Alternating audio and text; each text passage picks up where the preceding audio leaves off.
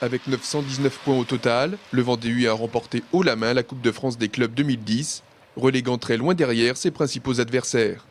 Lors de la dernière manche, courue le week-end dernier, les Rouges et Blancs ont fait de nouveau une jolie démonstration collective en prenant la première place du chrono par équipe et en plaçant Tony Hurel sur le podium de la course en ligne.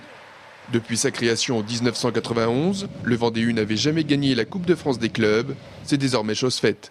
Cette année, pourquoi plus que les autres années? On s'est aussi appuyé sur des coureurs de talent. Je pense à Jérôme Cousin et Tony Hurel qui ont fait vraiment pencher la balance lors de la 4e manche au mois de juillet où ils avaient terminé premier et deuxième de l'épreuve. Donc dans des courses aussi relevées, faire un doublé, c'est quand même quelque chose d'exceptionnel.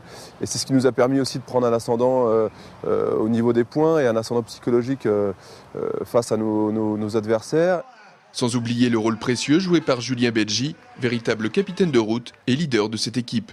Il nous est arrivé de 3 années avec B-Box et un petit retour aux sources au Vendée U avec nous. Et il a apporté beaucoup d'équilibre et puis aussi toute sa force pour concrétiser cette année la Coupe de France. Mais pas question de s'arrêter là, le Vendée U veut aussi marquer de son empreinte la fin de saison.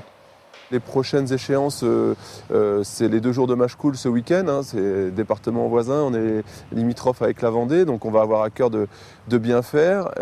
Puis ensuite, Jarles-les-Herbiers qui est notre classique.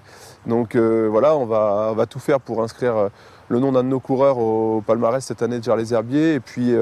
Et puis ensuite, un petit peu plus loin, pour vraiment finir la saison, on aura Paris Tour Espoir, qui est une épreuve de référence pour la catégorie des moins de 23 ans, où là, on a besoin aussi d'une belle perf dans cette classique. Et puis on finira sur le chrono des Herbiers, comme tous les ans, à domicile.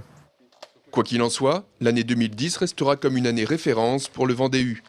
Avec déjà une trentaine de victoires à son actif et sa première place au classement Coupe de France, il a fêté de la plus belle des manières sa 20e saison au plus haut niveau amateur.